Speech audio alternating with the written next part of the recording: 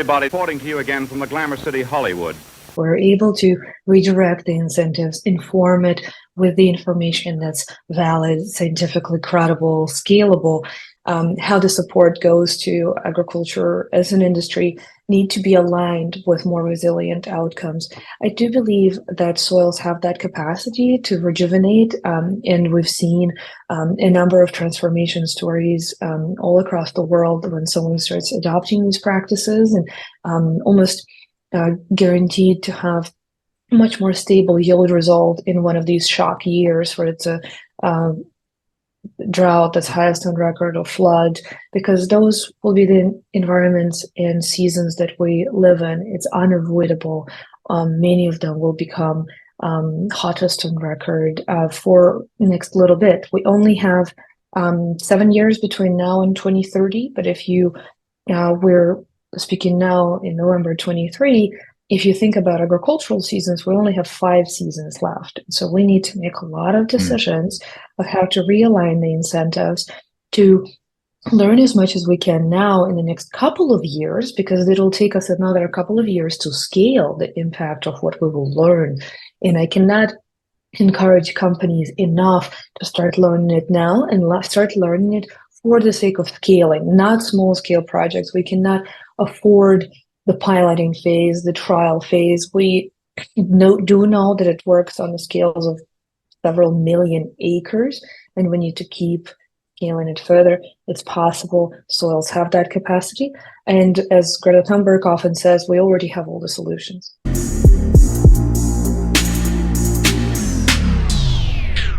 If you love listening to this show, please consider giving a rating and a review on Amazon Alexa or wherever you listen. We want to continue bringing you this amazing content, and part of our ability to do that means that we need a big audience. Now, it may not seem like much, but rating and reviewing the show will help more people find us, just like how you found this show. Simply on any podcast platform, search for a show, scroll down to the bottom, and push 5 stars. It's that easy. Thanks for supporting the show.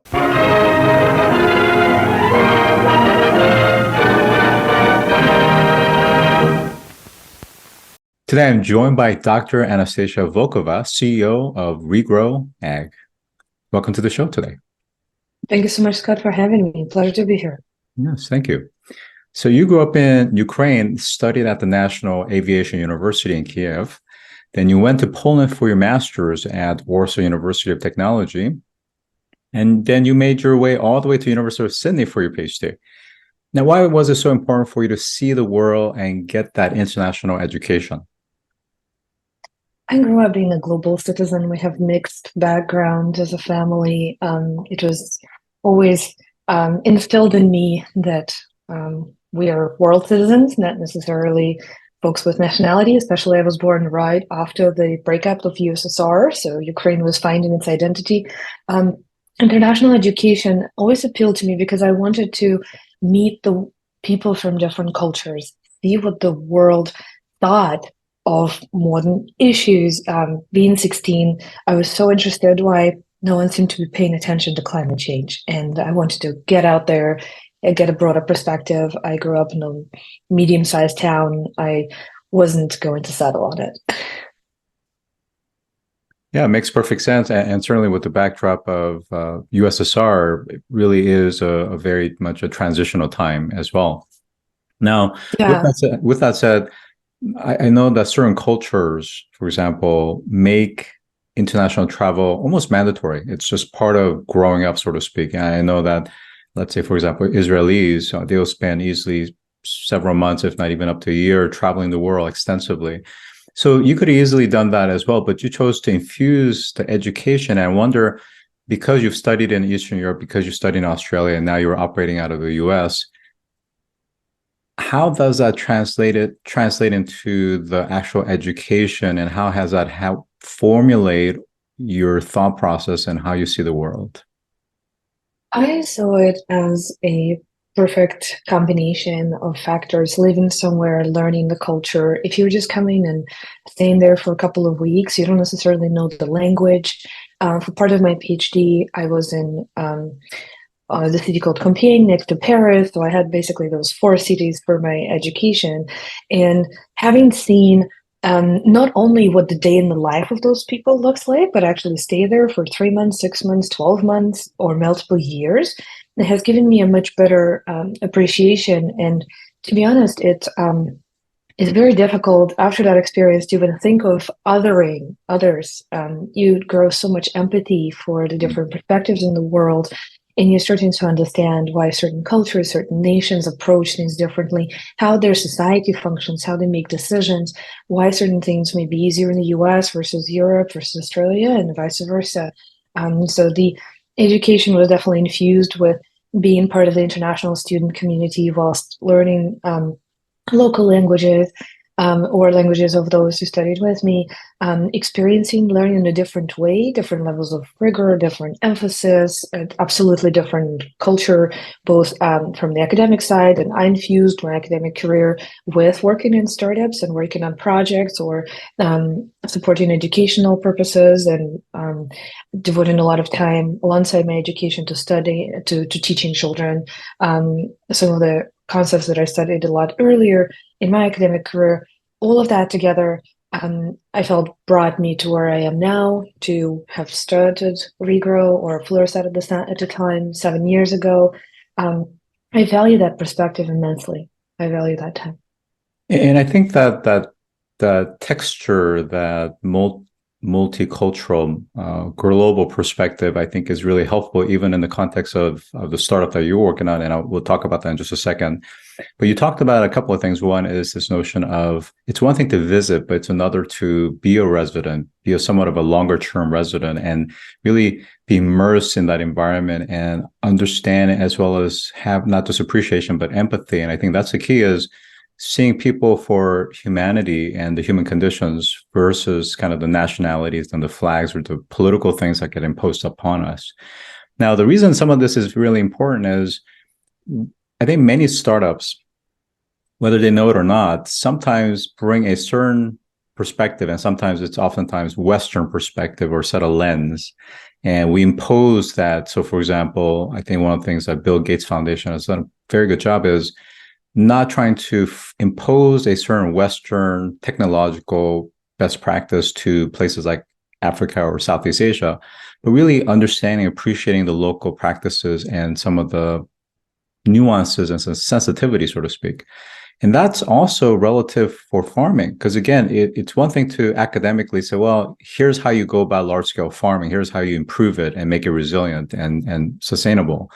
But it's also another to recognize that every region is going to be vastly different, not just from a topographic or geographic or the soil aspects or the climate and so forth, but even just the way the practices are done, right? Absolutely, you're spot on there. Those countries that we talked about, amongst many others that I've lived in, are massive agricultural producers, and now I live in the US. All of those countries are top exporters of agricultural commodities. Having seen agriculture in those countries firsthand, I can not only say that the practice is different between the country borders, but honestly, just between the neighboring farms. Mm-hmm. Often people manage their fields differently in different fields. So we often talk in the industry that it's a very local perspective that you need to apply with a global goal. Yes, that's a great way to phrase it. And just to kind of stitch it together again, my understanding is your mother was a botanist, and then you have some connection to farming through your, I guess, godfather. Is that correct? Godmother, yes. Yeah. She devoted herself to studying how to extract, basically how to translate bee products like pollen and honey and some of the enzymes in it into human medicine. And being a researcher in that space, she had to have bees to have honey and bee products. So she became an apiarist, and to have bees, she had to have a farm. So mm-hmm. She went all the way back from a scientist who literally needed to have a farm to perform the science that she wanted to. Well, it's incredibly novel profession, really is, both on the research side, but certainly bees play such a critical role, and they're very much in difficult pressure at this point around the globe. Let's start with first defining what is resilient agriculture from your perspective. Resilience, by definition, is the ability to bounce back from shock, from changes. Our planet will experience a lot of shocks and changes from climate change. And for us to be more resilient as a planet, to be able to absorb that shock better, what is absorbing that shock now? It's the ocean and the land, the forests, the managed land, agriculturally. Resilient would mean that agriculture would be both at the land parcel perspective, at that farm level, resilient, so that the soil health would be able to respond really well to hotter seasons, drier seasons, as well as wetter seasons from flash floods. So the soil health and condition needs to be able to adapt to those vastly different scenarios. And that in turn will ensure the resilience of the rest of the supply chain on everyone who buys that commodity, processes it, brings it to the shelf or the plate, the fiber that comes through that same type of supply chain. So resilience, it starts on the farm, and we can think about it as a natural resource ecosystem resilience, but then it grows very quickly to be economic and social because everything is interdependent in that very system, as well as across the supply chain downstream from it towards us as a consumer. And what's interesting is that you can make the argument, because we run two podcasts, one on climate change, one on innovation, and you're on innovation one. On the climate change one, we've had lots of different people, and over the years, pretty much I think there's a consensus that you can make the argument that farmers are the original climate activists. Now, of course, we have to contextualize in the sense that the Industrial Revolution is really what is causing some of the externalities that we're having to face now. But prior to that, they really embodied resilient agriculture, and they knew how to recycle everything, didn't they? Both of those things are true. So I'll give you examples of two of those perspectives in a way that I find most authentic to me. So on one hand, you mentioned my mom was a self-taught botanist, yet she worked in local government and social services as a day job. And on weekends, we tended to the little patch of land, kind of agroforestry orchard that we had. And I would barely see any synthetic inputs ever, because it was just not something you would want to feed your children. It would be not something that is very safe to handle. So I learned how to actually practice that resilience as the primary way that I learned that people do agriculture. Of course, we have a massive population globally to feed. Post-World War II, agriculture as a system, especially in the non-war-torn Europe, but like countries that were exporting to Europe, was optimized for productivity. So we needed the yield, we needed the calories, we needed to feed the people on lands where we needed to make sure that we didn't have bombs like what's happening in Ukraine. You can't just simply farm that land. Like, you need to be very careful. So we optimize the system for that outcome. And then fast forward, we now have a lot of externality costs that are shaking that system, stretching it almost in parts, breaking it. And we need to reconsider what we optimized for a certain reason, a purpose, and we've done it really well. How can we now, exactly as you said, Scott, incorporate some of those externalities and not only pay for the yield, but for the ecosystem services that those farmers are providing?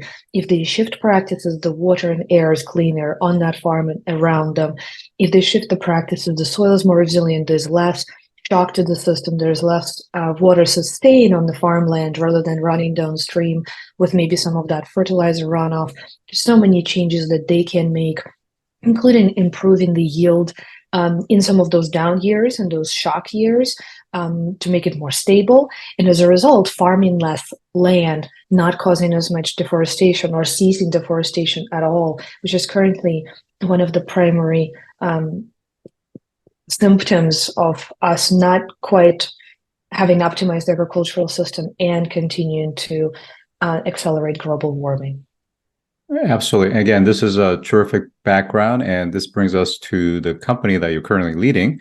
And just for our listeners, a little bit of context is that when you started, it was called Florisette, and in 2021, it acquired Dagan, I believe, and then it was rebranded to Regrow. So I wonder if you could first tell us about the original story about how you started, and then since rebranding, how has Regrow's mission and focus maybe have changed a bit, or is it different from Florisette? Yeah, so we focused on the same problem of why are resources overused on farm, because it is such a marginal system. It's very hard to understand to begin with why, if farmers are pressured, fertilizer prices are high, commodity prices are volatile or low, how is it that the farmer can be over applying fertilizer or over irrigating the farm? And you start understanding that the optimization in that system is almost like a little bit of an insurance. They put a little bit more fertilizer in case it's a better system, in case season, in case there's more rain, so that they can have a better crop, because that marginal delta in the very end is not something they'll regret it if they don't do it, because they don't have enough understanding of the uptake of the nutrients on their farm currently. We focused on solving for that by using satellite imagery to monitoring farms, detecting what the crop performance growth stages, stress factors, nutrient demands are, tying it to climate, soil, and plant models that tell us what the crop actually needs. And the initial use case was to inform all of those management decisions. Agronomic is what they're called. Basically, agronomists are crop doctors. So they go out to the farm and help the farmer manage the crop, prescribe an optimal kind of diet. So we wanted to inform those decisions so we could waste less resources and make that system economically and environmentally more resilient.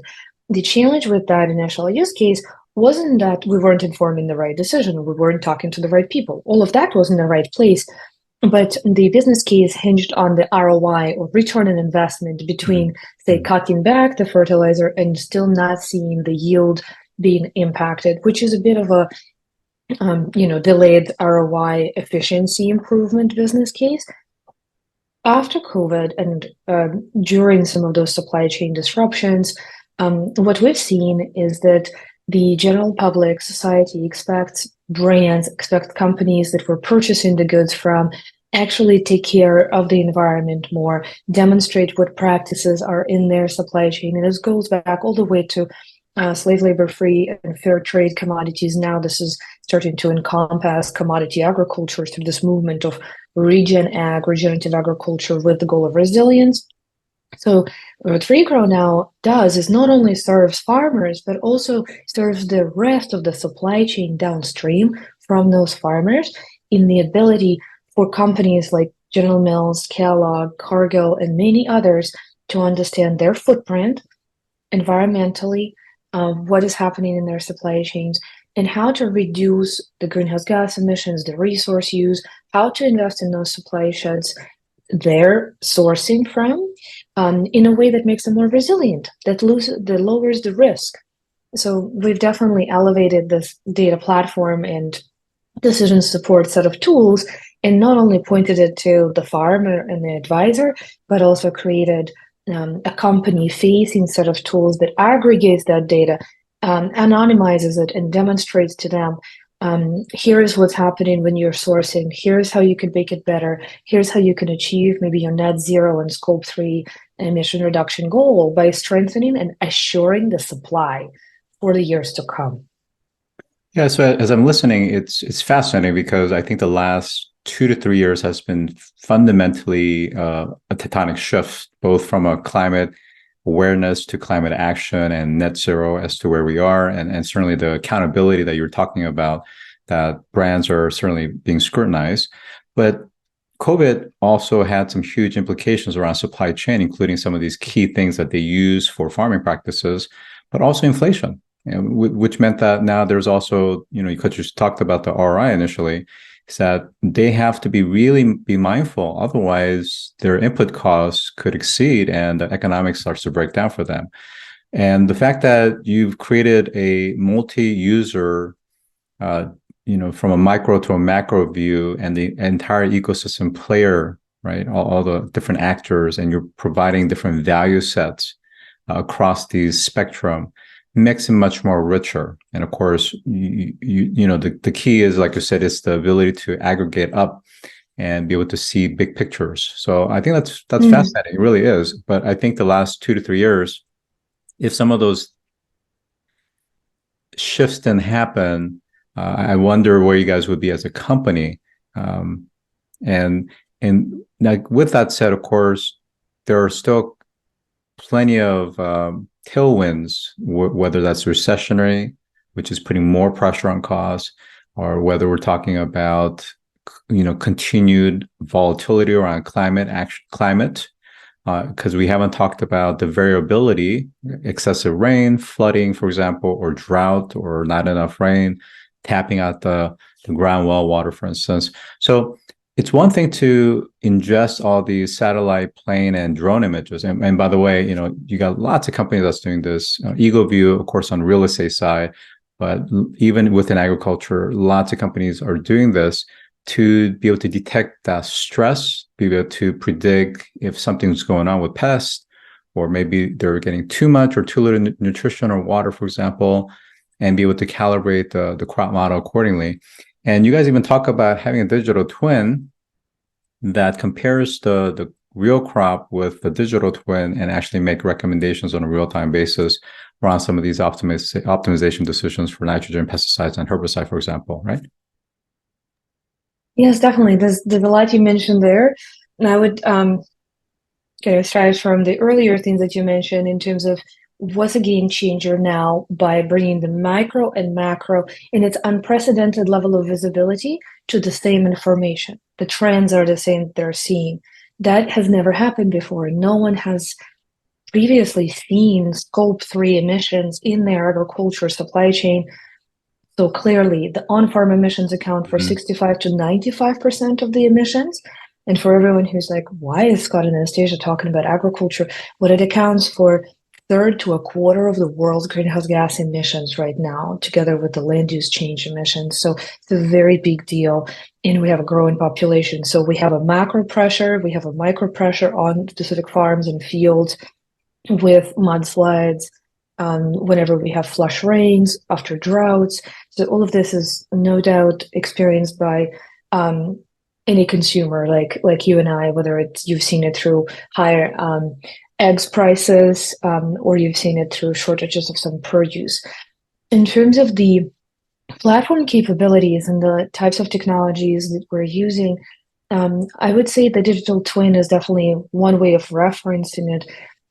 What Regrow Ag Resilience platform is unique in is tying all of the often proprietary IP or exclusively licensed IP together with the whole ecosystem. So we have connections to farm management systems, to ERPs on the corporate side. So the data is flowing, it's informing decisions in the right place. We're not asking anyone to double and triple enter data and assume that this is the only platform they're using. We're bringing it in. We're often providing visibility, as you mentioned, whether we're using remote sensing, for example, satellite imagery, or other sources to understand what's happening on the land. It allows us to be that third party to verify what's happening, because it's one thing to have self-reported data from your supply chain partners, and it's another way of looking at it. You can say, I have 85% certainty that this actually happened, and this is how I'm going to proceed with my supplier engagement. And on the other hand, the uniqueness of Regrow is the set of climate, soil, and crop models that we can model, more than 100 crop types, so many hybrids, all of the world's soils. It's very scalable. We monitor 1.2 billion acres, which is 10% of the world's arable land right now. And the ability to bridge these pieces to make it so locally relevant and agronomically accurate, but also to be able to provide a multinational, like General Mills, the perception of what's happening in 170 million acres across several continents of their supply sheds, but knowing that it's informed field by field. It's not one pixel, one data point. It's all of those fields stitched together with their individual histories, with how they behave in this weather, in these conditions. What can you expect? What can you do better? How can you achieve your goals of lowering the environmental footprint, assuring the supply chain? That's where the magic really flows together. It comes also with the relationships. So we have the community to match that. We're not just working with one part of the supply chain, because without the whole supply chain, we can't make the transition. We actually have to have players all across saying, this is how I will co-invest. And the numbers that Regrow is providing on assessment of that environmental benefit or environmental impact is what they can partner around. So say multiple of those organizations, a food manufacturing company, a food processor, all the way back to the farm, they form kind of this line of defense of the agro supply chain. They partner up. They say, here, we're going to invest in a project. A good example would be Four Sisters Mill in Louisiana that sources rice from local farmers, sells it to Kellogg. Kellogg invested in low carbon rice with the support of Regrow Science and brought it to Walmart. And that is a project where we're enabling that partnership that is driving the industry transformation that we enable with our science and technology. It's very exciting. Now I want to go back to this notion of third-party validation.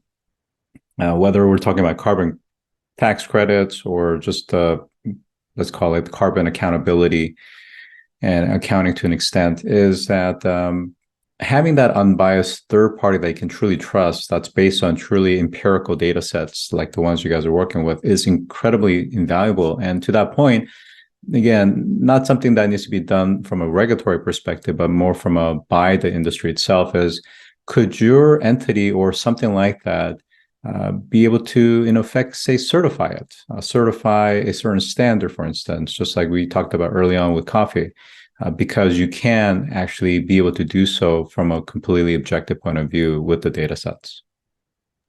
It's a very much a real direction. We have partners right next to us that perform the auditing and certification as a task in this process. We ourselves perform what's called MRV, or monitoring, measurement, reporting, and verification. So we collect the data, we help make decisions on it, we kind of package this entire impact and help build the financial use case, help bring the parties together.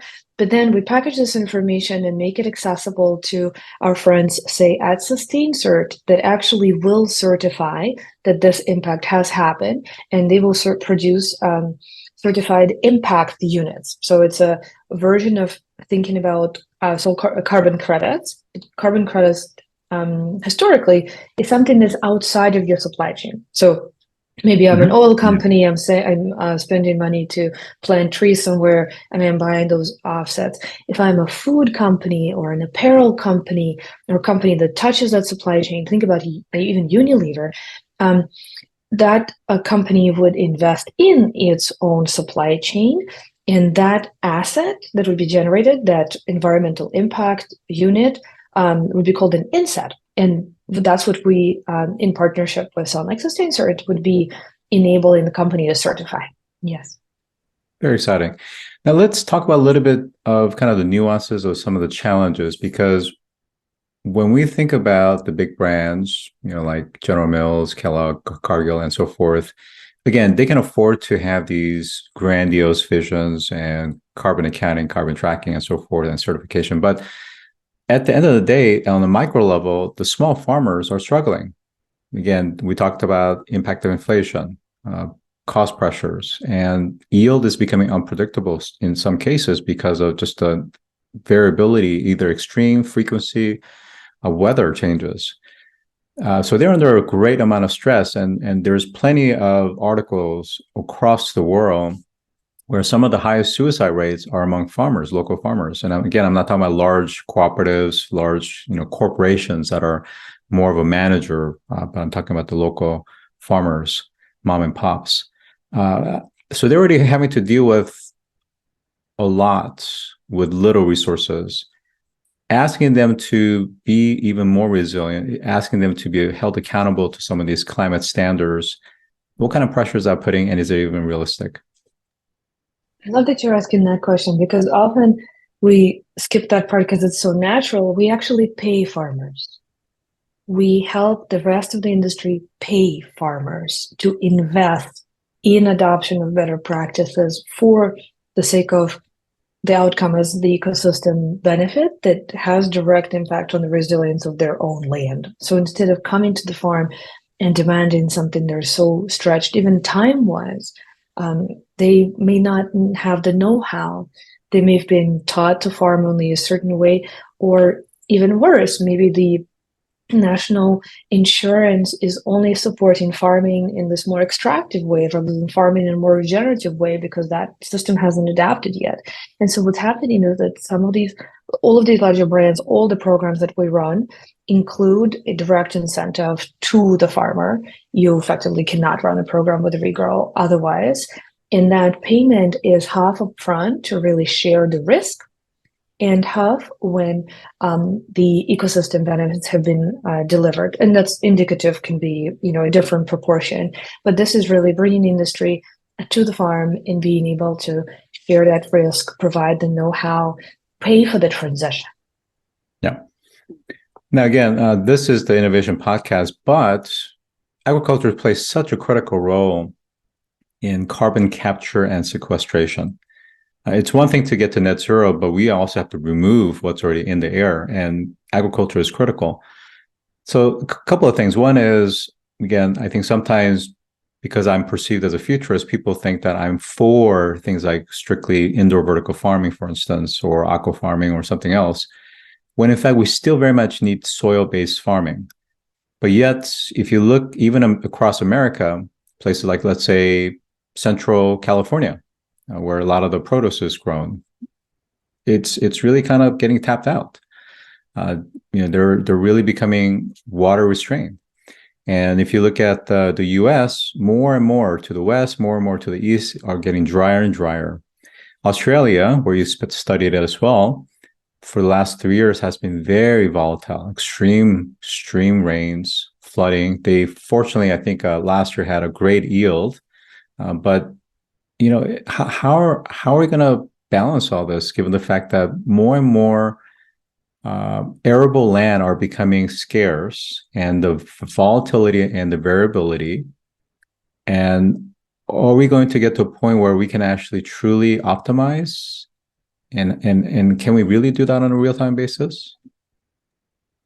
I truly believe there's no downside to this transition. If we're able to redirect the incentives, inform it with the information that's valid, scientifically credible, scalable, we should be able to kind of put more water down the same stream, but make sure that it gets to where it needs to be. All of these efforts in how the support goes to agriculture as an industry need to be aligned with more resilient outcomes. I do believe that soils have that capacity to rejuvenate, and we've seen a number of transformation stories all across the world when someone starts adopting these practices and almost guaranteed to have much more stable yield result in one of these shock years where it's a drought that's highest on record or flood, because those will be the environments and seasons that we live in. It's unavoidable. Many of them will become hottest on record for next little bit. We only have 7 years between now and 2030, but if we're speaking now in November 23, if you think about agricultural seasons, we only have 5 seasons left. So we need to make a lot of decisions of how to realign the incentives to learn as much as we can now in the next couple of years, because it'll take us another couple of years to scale the impact of what we will learn.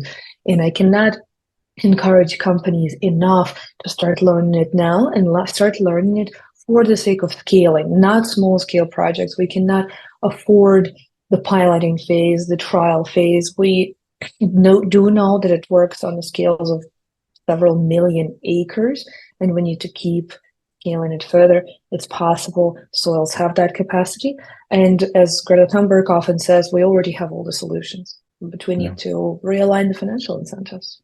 That's right. And I do think that scaling and accelerating that is going to be critical. So with that, I have enjoyed my Dr. Anastasia Volkova, CEO of Regrow Ag. Thank you for joining today. Thank you so much, Scott. If you've enjoyed this episode, take a moment to rate our show on any podcast platform that you listen to. Scroll down to the bottom and push 5 stars. It's that easy. And as always, thanks for listening.